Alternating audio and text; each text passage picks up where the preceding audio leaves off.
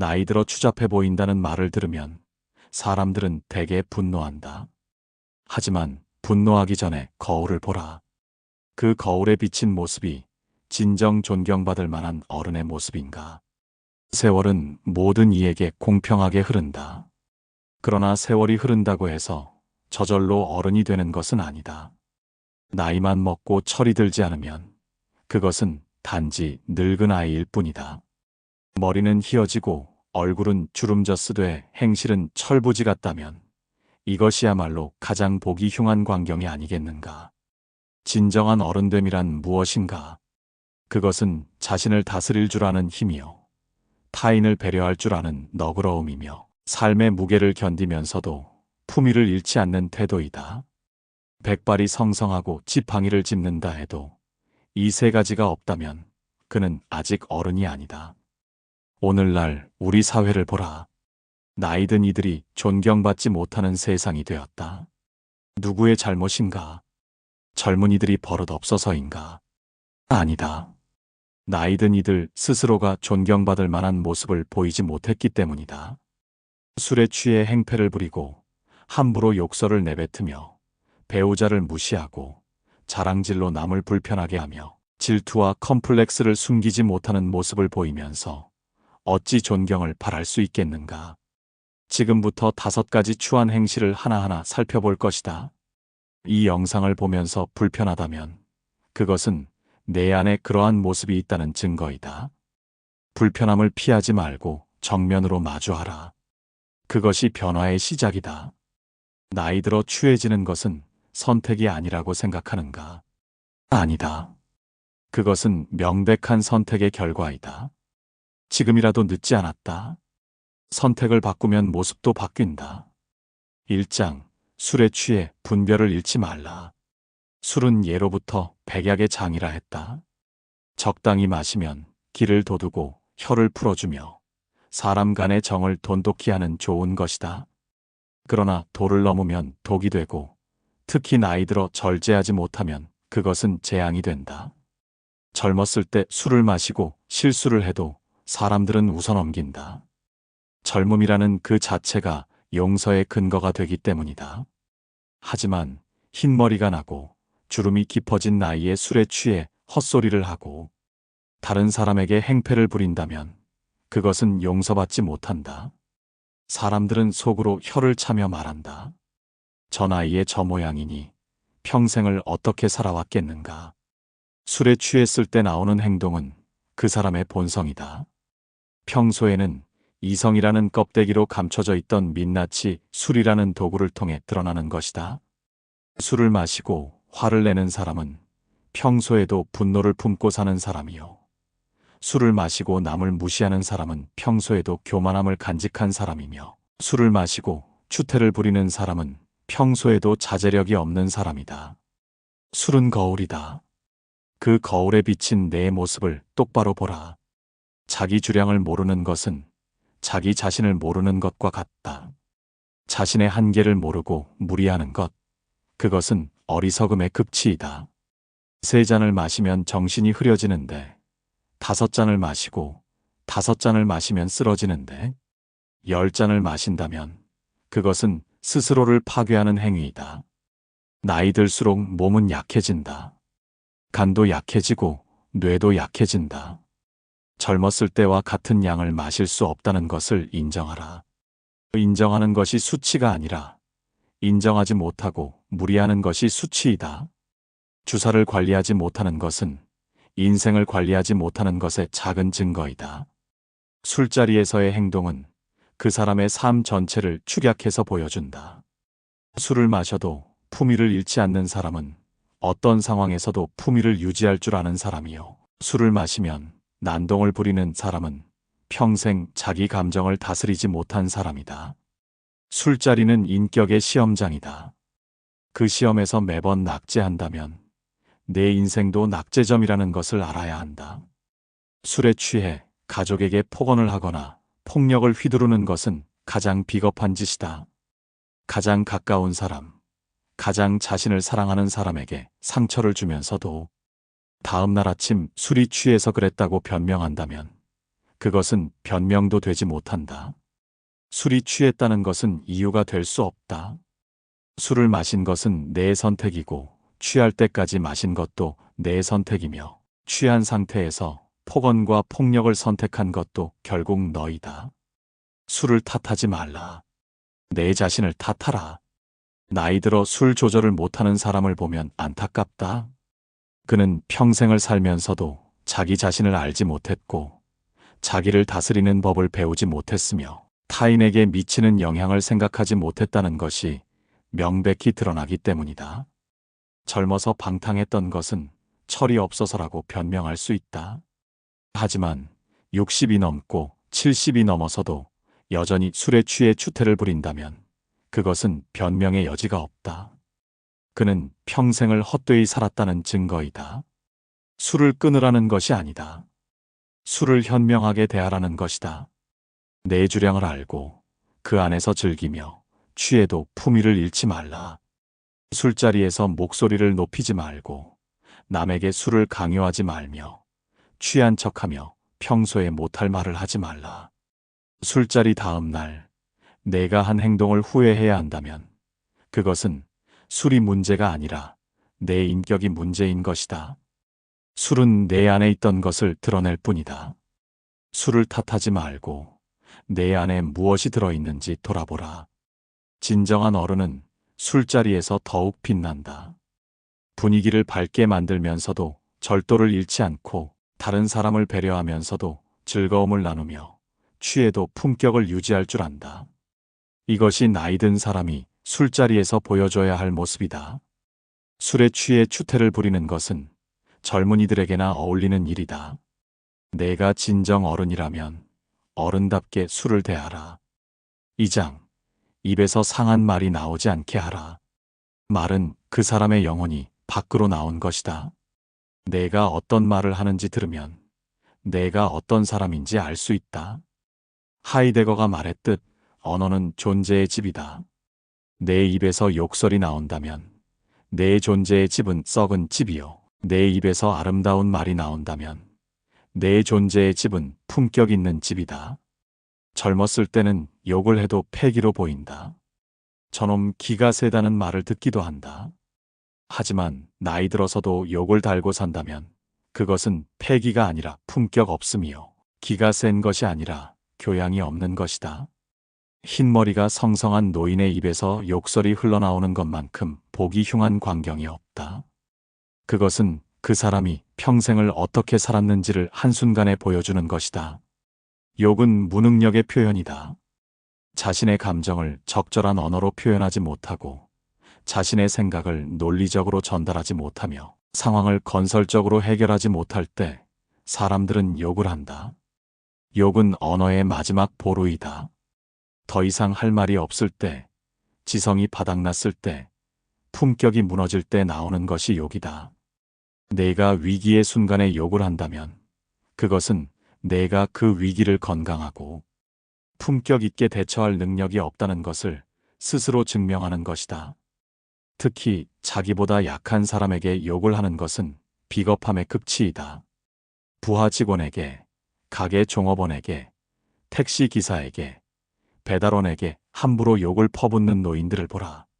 그들은 자신보다 강한 사람 앞에서는 쥐 죽은 듯 조용하다가 자신보다 약한 사람 앞에서만 호랑이가 된다. 이것이야말로 가장 추악한 모습이 아니고 무엇이겠는가. 진정한 강자는 약자에게 더욱 신중하고 조심스럽다. 약자에게 거칠게 구는 것은 강함이 아니라 약함의 증거이다. 욕설은 습관이 된다. 한 번 욕을 하면 두 번째는 더 쉽고 두 번 욕을 하면 세 번째는 자연스럽게 나온다. 그렇게 욕이 입에 배면 내 인격 전체가 거칠어진다. 말이 거칠어지면 생각이 거칠어지고 생각이 거칠어지면 행동이 거칠어지며 행동이 거칠어지면 삶 전체가 거칠어진다. 욕설은 단순히 나쁜 말버릇이 아니다. 그것은 내 인생을 파괴하는 독약이다. 나이가 들수록 말을 아껴야 한다. 말이 많으면 실수가 많고 실수가 많으면 후회가 많다. 특히 욕설은 한 번 내뱉으면 다시 주워 담을 수 없다. 내가 한 욕설은 상대방의 마음에 칼날이 되어 박힌다. 그 칼날은 시간이 지나도 사라지지 않는다. 내가 나중에 사과해도 상처는 남는다. 욕을 하기 전에 생각하라. 이 말이 정말 필요한가? 이 말을 하고 나서 후회하지 않을 자신이 있는가? 말을 바꾸면 인생이 바뀐다. 욕설 대신 정중한 말을 하면 내 안의 분노가 가라앉는다. 거친 말 대신 부드러운 말을 하면 내 마음이 평화로워진다. 비난하는 말 대신 격려하는 말을 하면 내 주변에 긍정적인 기운이 모인다. 이것은 단순한 말장난이 아니다. 언어가 바뀌면 의식이 바뀌고 의식이 바뀌면 현실이 바뀐다. 내가 어떤 말을 선택하느냐가 내가 어떤 인생을 살게 되느냐를 결정한다. 지금부터라도 욕을 끊으라. 처음에는 어렵겠지만 의식적으로 노력하면 가능하다. 욕을 하고 싶을 때 심호흡을 하라. 3초만 참으면 욕을 하고 싶은 충동이 사라진다. 욕 대신 화가 나네요. 실망스럽습니다. 이해할 수 없습니다와 같은 정중한 표현을 사용하라. 감정을 표현하되 품격을 잃지 말라. 이것이 나이 든 사람이 가져야 할 언어 습관이다. 내 입에서 나오는 말이 곧 내 인격이다. 아름다운 말을 하면 아름다운 사람이 되고 추한 말을 하면 추한 사람이 된다. 선택은 내 것이다. 3장. 가까운 이를 함부로 대하지 말라. 사람은 이상하게도 멀리 있는 사람에게는 친절하고 가까이 있는 사람에게는 무례하다.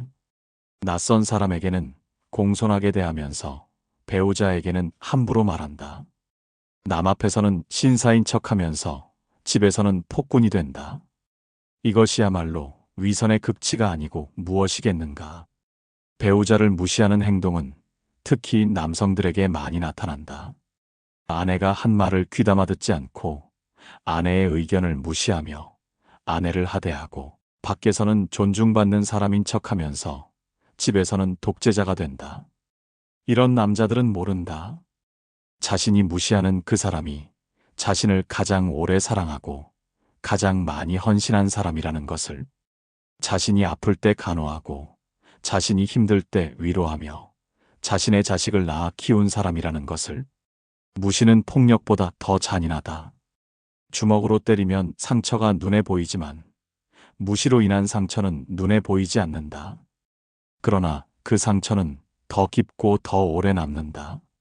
배우자를 무시하는 것은 그 사람의 존재 자체를 부정하는 것이다. 당신은 가치 없는 사람이다. 당신의 말은 들을 필요가 없다. 당신은 나보다 열등하다는 메시지를 끊임없이 보내는 것이다. 이런 메시지를 수십 년 동안 받은 사람의 영혼이 어떻게 상처받지 않겠는가? 젊었을 때 배우자를 선택한 것은 누구인가? 다름 아닌 내가 선택한 것이다. 내가 좋아서, 내가 사랑해서, 내가 함께 살고 싶어서 선택한 사람이다. 그런데 세월이 흐른 뒤 그 사람을 무시한다면 그것은 결국 내 자신의 선택을 무시하는 것이요, 내 자신의 과거를 부정하는 것이며 내 자신의 판단력을 의심하는 것이다. 누워서 침을 뱉으면 그 침이 다시 내 얼굴로 떨어진다. 배우자를 무시하는 것은 결국 내 자신을 무시하는 것이다. 무시의 뿌리에는 교만이 있다. 자신이 상대방보다 우월하다는 착각, 자신이 더 중요한 사람이라는 망상, 자신 없이는 상대방이 살 수 없다는 오만. 이런 생각들이 무시를 낳는다. 하지만 진실은 정반대이다. 배우자 없이 너는 살 수 없다. 내가 밖에서 일할 수 있었던 것은 배우자가 집을 지켰기 때문이고, 내가 편안하게 쉴 수 있는 것은 배우자가 편안한 공간을 만들어주기 때문이며, 내가 외롭지 않은 것은 배우자가 곁에 있기 때문이다. 내가 우월한 것이 아니라 배우자가 관대한 것이다. 무시는 관계를 서서히 죽인다. 한 번 무시하면 신뢰가 조금 깨지고, 두 번 무시하면 사랑이 조금 식으며, 계속 무시하면 관계는 완전히 죽는다. 겉으로는 부부로 살지만 속으로는 남남이 되고, 같은 집에 살지만 마음은 천리밖에 있게 된다. 이런 관계에서 노년을 보내는 것만큼 비참한 일이 없다. 늙어서 외로운 것은 혼자 사는 사람이 아니라 함께 살면서도 마음이 통하지 않는 사람이다. 지금부터라도 배우자를 존중하라. 배우자의 말에 귀 기울이고 배우자의 의견을 존중하며 배우자의 노고를 인정하라. 고맙다, 미안하다, 사랑한다는 말을 아끼지 말라. 이런 말들이 어색하다면 그것은 내가 그동안 얼마나 무례했는지를 보여주는 증거이다. 어색하더라도 하라. 처음에는 어색하지만 계속하면 자연스러워진다. 배우자뿐만 아니라 모든 사람을 함부로 대하지 말라. 자식을 무시하지 말고 며느리나 사위를 하대하지 말며 손주들에게 권위적으로 굴지 말라. 나이가 많다고 해서 자동으로 존경받는 것이 아니다. 존경은 행동으로 얻는 것이다. 가까운 사람을 존중하는 태도가 멀리 있는 사람을 대하는 태도보다 중요하다. 가정에서 폭군인 사람이 사회에서 신사일 수는 없다. 내 진짜 모습은 집에서 드러난다. 집에서 존중받지 못하는 사람이 밖에서 존경받을 자격이 있겠는가? 사장, 허영으로 남을 불편하게 하지 말라.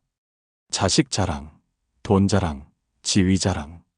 나이 든 사람들이 가장 많이 하는 실수가 바로 이것이다. 자랑하고 싶은 마음은 이해한다. 평생을 열심히 살아왔고 그 결과로 얻은 것들이 있으니 자랑하고 싶을 것이다. 하지만 자랑은 칼과 같다. 잘못 휘두르면 남을 베고 더 나아가 자기 자신도 베게 된다. 자식 자랑을 할 때는 상대방의 상황을 먼저 생각하라. 내 자식이 의사가 되었다고 자랑하는데 듣고 있는 친구의 자식은 실업자라면 어떻겠는가? 내 자식이 좋은 대학에 들어갔다고 자랑하는데 듣고 있는 친구의 자식은 공부를 포기했다면 어떻겠는가? 내 자식이 결혼해서 손주를 낳았다고 자랑하는데 듣고 있는 친구는 자식의 결혼 걱정으로 밤잠을 못 이룬다면 어떻겠는가? 내 자랑이 상대방에게는 칼이 된다. 자식은 내 소유물이 아니다. 자식이 잘 된 것은 자식 본인의 노력과 능력 때문이지 내 덕분이 아니다. 물론 내가 키우고 교육시킨 것은 사실이다.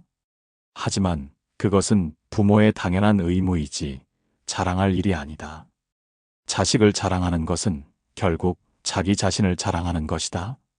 내가 잘 키웠다. 내 유전자가 좋다. 내 교육이 훌륭했다는 교만을 드러내는 것이다. 진정으로 자식이 자랑스럽다면 조용히 감사하라. 떠들어대지 말라. 돈 자랑은 더욱 저속하다.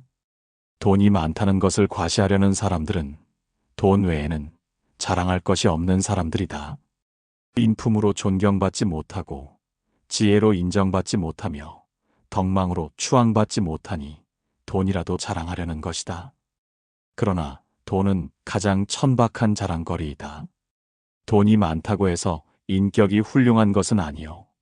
돈이 많다고 해서 지혜로운 것은 아니며 돈이 많다고 해서 행복한 것도 아니다. 특히 평범한 사람들 모임에서 돈 자랑을 하는 것은 폭력이다. 대부분의 사람들은 평범한 삶을 산다. 그들은 열심히 일하지만 부자가 되지는 못했고 검소하게 살지만 여유롭지는 못하다. 이런 사람들 앞에서 나는 현금으로 몇십억이 있다. 나는 건물을 몇 채 가지고 있다고 자랑한다면 그것은 그들의 자존심에 상처를 주는 것이다. 내가 부자인 것은 축복이지만 그것을 자랑하는 것은 저주이다. 자랑의 이면에는 불안이 있다. 자신감 있는 사람은 자랑하지 않는다. 자랑하는 사람은 남들에게 인정받고 싶어하는 사람이요. 인정받고 싶어하는 사람은 자신을 인정하지 못하는 사람이다. 내면이 충만한 사람은 조용하다. 내면이 공허한 사람이 시끄럽다. 자식 자랑을 끊임없이 하는 부모는 자신의 인생에서 자랑할 것이 없는 부모이고 돈 자랑을 계속하는 사람은 돈 외에는 가진 것이 없는 사람이다. 자랑 대신 경청을 하라. 남의 이야기를 들어주는 것이 진정한 배려이다. 내가 말하고 싶은 것을 참고 상대방의 말을 들어주면 상대방은 내를 고마워할 것이다. 누구나 자기 이야기를 하고 싶어 한다. 누구나 자기를 알아주길 바란다. 내가 먼저 들어주는 사람이 되라. 그러면 사람들이 내 곁에 모일 것이다. 반대로 내가 자기 자랑만 하는 사람이라면 사람들은 내를 피할 것이다. 정말 자랑할 만한 것이 있다면 겸손하게 나누라. 자식이 잘 되었다면 우리 아이가 운이 좋았습니다라고 말하라. 돈을 많이 벌었다면 시기를 잘 만났습니다라고 말하라.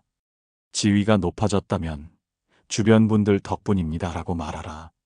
겸손한 자랑은 자랑이 아니라 나눔이 되고 나눔은 관계를 풍요롭게 만든다. 반면 교만한 자랑은 관계를 파괴한다. 나이가 들수록 소유보다 존재가 중요하다. 내가 무엇을 가졌느냐가 아니라 내가 어떤 사람이냐가 중요하다. 자식이 잘 되었는지, 돈이 얼마나 있는지, 어떤 직위에 있었는지는 중요하지 않다. 내가 얼마나 선한 사람인지, 얼마나 지혜로운 사람인지, 얼마나 따뜻한 사람인지가 중요하다. 소유는 사라지지만 존재는 남는다. 죽을 때 가져갈 수 있는 것은 오직 내가 어떤 사람이었느냐 뿐이다. 자랑할 것을 찾지 말고 존재를 가꾸라. 5장. 질투를 품지 말고 축복하는 마음을 가져라. 질투는 모든 파괴의 시작이다. 질투는 내 마음을 좀 먹고 내 관계를 무너뜨리며 내 인생을 비참하게 만든다. 질투하는 사람은 결코 행복할 수 없다. 남의 성공을 보면 괴롭고 남의 행복을 보면 화가 나며 남의 불행을 보면 은근히 기뻐한다. 이런 삶이 어찌 고통스럽지 않겠는가. 나이가 들수록 질투는 더욱 추해진다. 젊었을 때의 질투는 그래도 경쟁심으로 포장할 수 있다. 나도 저렇게 되고 싶다는 동기로 해석할 여지가 있다. 하지만 나이 들어서의 질투는 단순히 시기일 뿐이다. 이미 인생의 대부분을 살았고 이미 내 위치가 정해졌는데 여전히 남과 비교하며 질투한다면 그것은 내가 내 인생을 받아들이지 못했다는 증거이다. 질투의 뿌리에는 수치심이 있다. 자신이 부족하다는 느낌, 자신이 실패했다는 생각, 자신이 남보다 못하다는 믿음. 이런 수치심이 질투를 만든다. 남이 성공하면 내 실패가 더욱 도드라져 보이고 남이 행복하면 내 불행이 더욱 비참해 보인다. 그래서 질투하는 사람은 남의 성공을 기뻐할 수 없고 남의 행복을 축복할 수 없다. 남의 성공과 행복이 자신의 수치심을 자극하기 때문이다. 친구의 성공을 시기하는 것은 우정을 배신하는 것이다. 진정한 친구라면 친구의 성공을 내 일처럼 기뻐해야 한다. 친구가 승진했다면 축하하고, 친구가 돈을 벌었다면 응원하며, 친구가 행복하다면 함께 즐거워해야 한다. 그런데 친구의 성공을 질투한다면 그것은 내가 친구를 진정으로 사랑하지 않았다는 증거이다. 내가 사랑한 것은 친구가 아니라 친구보다 우월한 내 자신이었던 것이다. 샤덴프로이데, 즉 남의 불행을 기뻐하는 심리는 가장 저급한 감정이다. 남이 실패하면 은근히 기뻐하고 남이 고통받으면 속으로 웃으며 남이 추락하면 안도한다. 이런 감정을 가진 사람은 인간으로서의 품격을 잃은 사람이다. 남의 불행으로 위안을 받는 것은 자신의 불행을 인정하는 것이다. 남의 불행이 내게 기쁨을 준다면 그것은 내 인생이 얼마나 불행한지를 보여주는 것이다. 질투가 많은 사람은 언제든 공격적으로 변할 수 있다. 질투는 분노로 이어지고 분노는 파괴로 이어진다. 겉으로는 친한 척하면서 속으로는 질투하는 사람, 겉으로는 칭찬하면서 속으로는 시기하는 사람, 이런 사람들은 언제든 돌변할 수 있다. 기회가 오면 발목을 잡고 약점을 발견하면 공격하며 명분이 생기면 파괴한다. 질투는 관계를 좀먹는 독이다. 컴플렉스는 질투의 온상이다. 학벌 컴플렉스가 있는 사람은 고학력자를 질투하고 외모 컴플렉스가 있는 사람은 잘생긴 사람을 질투하며 경제적 컴플렉스가 있는 사람은 부자를 질투한다. 컴플렉스가 많을수록 질투도 많아지고 질투가 많을수록 불행도 커진다. 컴플렉스를 극복하지 못하면 평생 질투 속에서 살게 된다. 질투를 극복하는 방법은 감사이다. 내가 가진 것에 감사하면 남이 가진 것이 부럽지 않다. 내 인생에 만족하면 남의 인생이 눈에 들어오지 않는다. 내 자신을 사랑하면 남과 비교할 필요가 없다. 감사는 질투를 몰아내는 가장 강력한 무기이다. 매일 아침 일어나서 감사할 것 3가지를 떠올려라. 저녁에 잠들기 전에 오늘 감사했던 순간을 되새겨라. 감사가 습관이 되면 질투는 사라진다. 남의 성공을 축복하는 마음을 가져라. 남이 잘 되는 것은 세상이 더 나아지는 것이다. 남이 행복한 것은 행복의 총량이 늘어나는 것이다. 남의 성공을 질투하지 말고 배우라. 저 사람은 어떻게 저렇게 되었을까를 생각하며 배움의 기회로 삼아라. 남의 행복을 시기하지 말고 영감을 얻어라. 나도 저렇게 행복할 수 있지 않을까를 상상하며 희망을 가져라. 나이가 들수록 마음을 넓혀야 한다. 좁은 마음으로는 좁은 세상밖에 볼 수 없고 넓은 마음으로는 넓은 세상을 볼 수 있다. 질투는 마음을 좁게 만들고 축복은 마음을 넓게 만든다. 내가 남을 축복하면 남도 너를 축복할 것이다. 내가 남의 성공을 기뻐하면 내 성공을 기뻐할 사람도 생긴다. 주는 만큼 받는 것이 세상의 이치이다. 질투를 주면 질투를 받고 축복을 주면 축복을 받는다. 인생의 후반부는 마음의 싸움이다. 질투와 싸우고 교만과 싸우며 분노와 싸워야 한다. 이 싸움에서 이기는 사람이 진정한 어른이 되고 이 싸움에서 지는 사람은 늙은 아이로 남는다. 질투를 버리고 축복하는 마음을 가져라. 그것이 품격 있게 나이 드는 비결이다. 마지막으로 이제 거울 앞에 서라. 그 거울에 비친 모습을 똑바로 보라. 술에 취해 추태를 부리는 모습이 보이는가? 입에서 욕설이 흘러나오는 모습이 보이는가? 배우자를 무시하는 모습이 보이는가? 자랑질로 남을 불편하게 하는 모습이 보이는가? 질투로 얼굴이 일그러진 모습이 보이는가? 보이지 않는다면 내가 눈을 감고 있기 때문이다. 눈을 뜨라.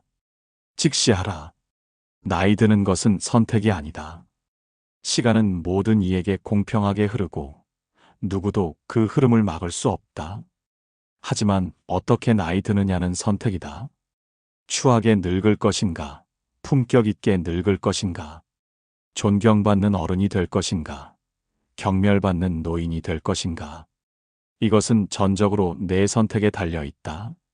많은 사람들이 착각한다. 나이가 들면 자동으로 존경받을 것이라고. 흰머리가 나고 주름이 생기면 자연스럽게 어른 대접을 받을 것이라고. 착각이다.